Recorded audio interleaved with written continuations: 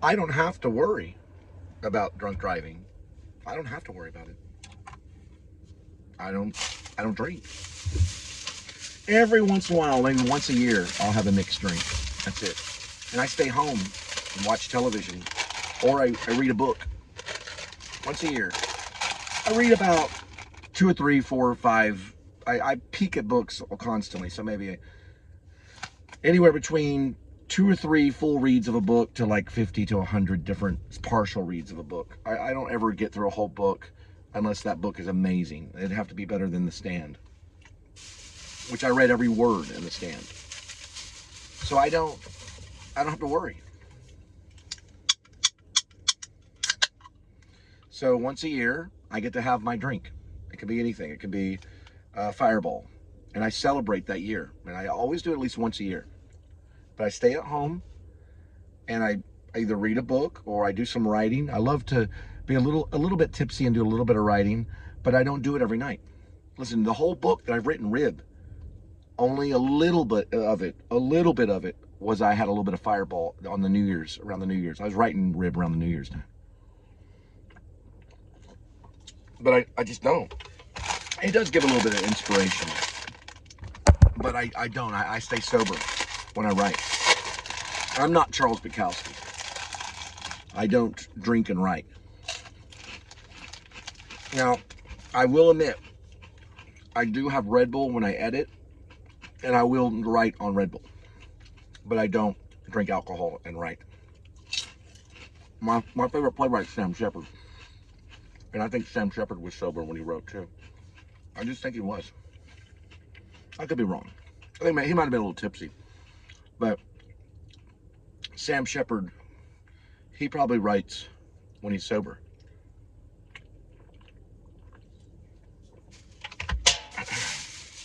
But I don't have to worry. Other people do. Other people do have to worry. I don't.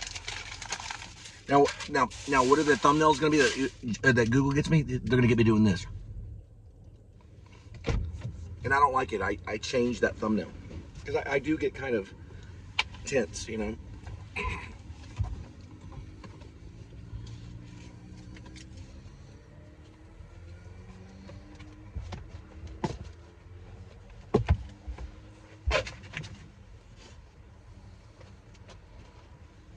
I'm going to bring this by the base.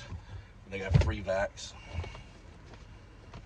Probably tomorrow I'll go buy free vax.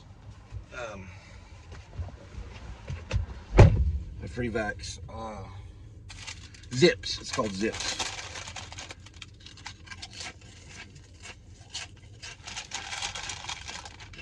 Now, do I eat and write? I try not to because it gets messy on the keyboard. But I used to write to dates. I'd eat those palm dates and I'd write. Get my brain going. Like a sugar rush. I got these too. I'll eat those later. But I try to eat responsibly. You know, I snack every once in a while.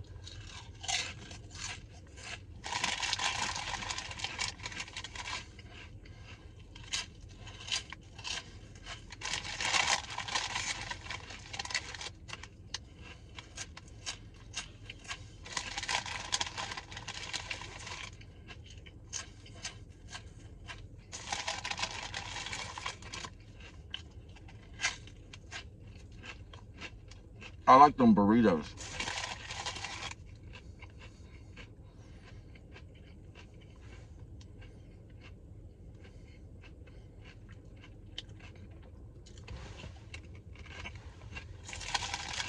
Oh, free punch though, isn't it? I'm in Denton. Before I graduate college, I used to go to Kroger. I'd get dates. I put them in as grapes. I did that, I'm sorry. Dates are expensive. I bought like a pound of dates.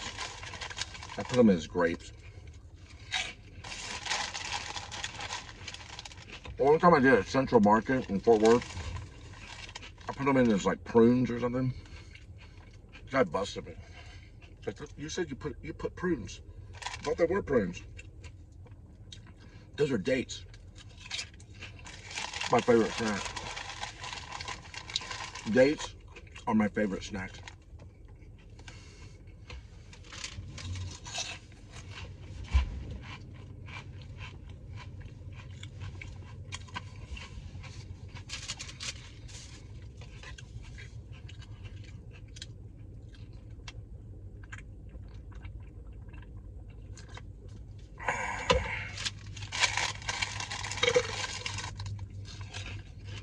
There's no crime in Denton. There's some smart pot smokers, but they're all like philosophers. They don't care. I knew one guy he was probably dealing out here. They had the biggest drug bust in the nation. Was in Denton. The whole house, even the walls, were layered with marijuana, and they busted them after I left. The guy that was dealing the new Rhiannon Bates, he played the is that trumpet? It was like that. It was like a trombone. It wasn't a trombone. It was a tuba. It had little tiny hands and long fingernails. He kept out this much marijuana and the crisper. You know, with the lettuce, you pull out the lettuce, you pull the lettuce out, and it was like this much marijuana. I don't know if he got busted or not. But when I left, I went to California, I heard through the grapevine, one of the biggest marijuana busts happened in Denton, Texas. It was the whole house which was covered in marijuana. The walls were layered in marijuana. They were storing it all in this one house. For a whole entire university, they were making a lot of money. They went in and busted them. The backyard had marijuana. I mean, the whole place was just nothing but marijuana. They tore the walls down, and marijuana was laced with the wall. Like they had packages of marijuana within the wall. The biggest marijuana bust ever. You should make a documentary about it. I should. The DEA got a good bust on that one. It was like it was like, who knows how much money. When I went here, everybody smoked it. They'd walk down the street smoking it. And the cops would go, hey, that's a sweet cigarette you're smoking. That's what they would say. They had a horrible problem with it. You know, when I left, I went to California, Hollywood. One of the students at the University of North Texas, I believe, this is made national news, they were hazing him. They didn't give him alcohol. He didn't drink alcohol really at all that night. They hazed him with water. They killed him by giving him too much water. He drank too much water until finally he died. You can die by drinking too much water. They kept drinking. It's horrible. It's a horrible death. And they got a slap on the wrist. Their fraternity got taken away from them.